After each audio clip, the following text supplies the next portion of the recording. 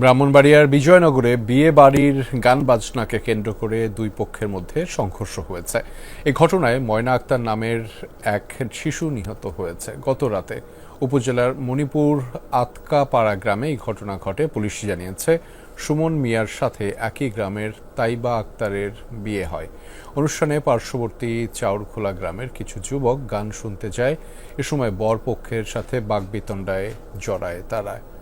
এক পর্যায়ে কনের চাচা ক্ষুব্ধ হয়ে একজনকে চড় থাপ্পড় দিলে তাদের উপর হামলা করে চাউরখোলা গ্রামের ছেলেরা। পরে সংঘর্ষে জড়ায় উভয় পক্ষ। এ সময় বল্লমের আঘাতে এক শিশুসহ আহত হয় 5 জন। পরে শিশু ময়না আক্তারকে উদ্ধার করে জেলা সদর হাসপাতালে নেয়ার পর চিকিৎসক তাকে মৃত ঘোষণা করেন। মরদেহ ময়নাতদন্তের জন্য মর্গে পাঠানো হয়েছে। এই বিষয়ে আইনগত ব্যবস্থা প্রক্রিয়াধীন রয়েছে বলেও জানিয়েছে পুলিশ।